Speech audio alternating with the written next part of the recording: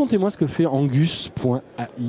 Alors, Angus.ai est une solution basée sur de la vidéo, c'est-à-dire qu'on met des caméras chez des commerçants, donc dans leurs magasins, pour les aider à comprendre ce qui se passe dans leur rayon, et notamment à comprendre pourquoi des visiteurs font l'effort de venir dans leur magasin et repartent pourtant sans avoir acheté quoi que ce soit.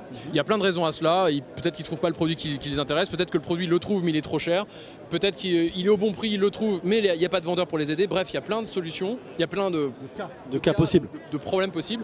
Donc on les aide d'une part à comprendre ce qui s'y passe. Comment ça marche, c'est qu'on met des caméras au-dessus du rayon et on compte le nombre de gens qui passent, le nombre de gens qui s'arrêtent pour essayer de comprendre un peu ce qui s'y passe.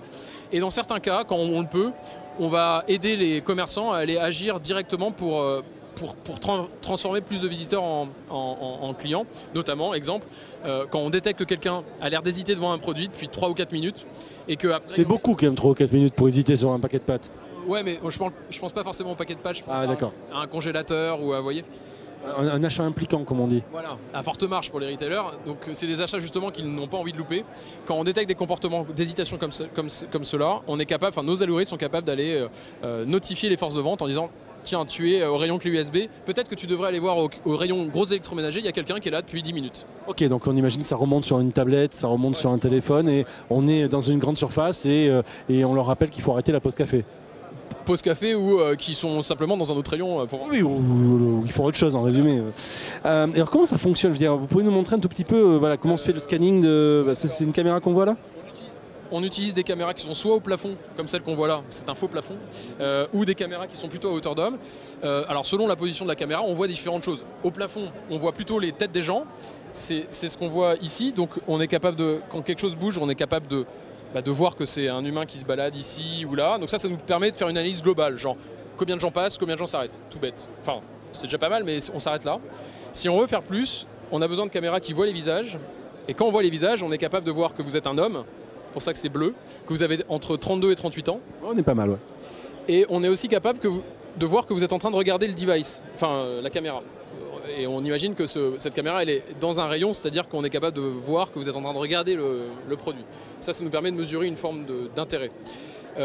On mélange tout, ça c'est tout ce qu'on extrait et on transforme tout ça en tableau quelque part. Statistique, où on est capable de dire, voilà, depuis ce matin 9h, on a vu en bleu tous ces gens-là passer et en jaune ces gens-là qui se sont arrêtés, qui ont été intéressés. Donc là c'est sur le stand mais il faut transposer ça. Et si vous mettiez un paquet de bonbons Haribo, je suis sûr que vous auriez la courbe jaune qui montrait beaucoup plus. Voilà. Donc ça c'est une première façon de présenter ce qu'on fait, mais je vous ai parlé tout à l'heure de notification sur un téléphone. Et ça, il n'y a pas besoin d'avoir un écran comme celui-là, c'est simplement un SMS que la force de vente, le vendeur disons, reçoit en temps réel dans le magasin. Alors dites-moi, j'ai une question parce qu'on parlait de data ce matin. Comment on fait par rapport aux data, par rapport au fait que j'ai peut-être pas envie d'être filmé? Comment ça fonctionne? Qu'est-ce qui se passe? Où est-ce que tout ça va? C'est une très bonne question. Merci. Ces sujets sont hyper encadrés par la CNIL, donc l'organisme français responsable de ces sujets-là. Pour qu'on ait le droit de faire ce que je vous raconte, il faut qu'on remplisse un certain nombre de contraintes qu'on remplit. La première, il faut déjà que vous, clients de ces magasins, soyez prévenus par une petite affichette à l'entrée que dans ce souriez, vous êtes filmé. C'est souriez, vous êtes filmé à des fins de sécurité, ça on est déjà prévenu parce qu'il y a déjà des caméras de sécurité, mais c'est aussi souriez, vous êtes filmé à des fins d'amélioration de l'expérience client en magasin. Bref, à une fin qui est différente de celle de sécurité. Première contrainte.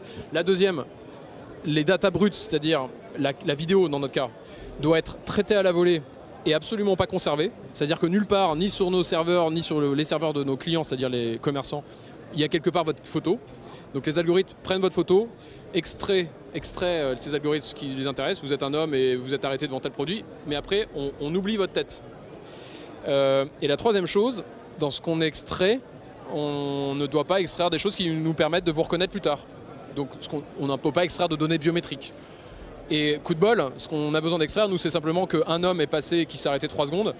Et il y a suffisamment d'hommes dans le monde pour que ce ne soit pas personnel comme information. C'est considéré comme des informations personnelles, mais ça ne nous permet pas de vous réidentifier de manière unique. Dernière chose, il faut prévenir la CNIL. Ça fait 4 contraintes qu'il faut absolument respecter en France pour avoir le droit de faire ces choses-là. Mais donc ça, je vous ai fait une récitation de bon garçon sur les contraintes de la CNIL. Mais concrètement, ce que ça veut dire, c'est que c'est des algorithmes automatiques qui récupèrent de la donnée, mais on récupère de la donnée qui est vraiment de la donnée statistique. On est incapable de vous espionner vraiment, c'est-à-dire qu'on ne peut pas se dire « Ah mais ça je vous ai vu il y a 3 jours ». C'est juste interdit et en fait même quasiment pas possible d'un point de vue technique. Donc, voilà. Très bien, parfait. Merci beaucoup.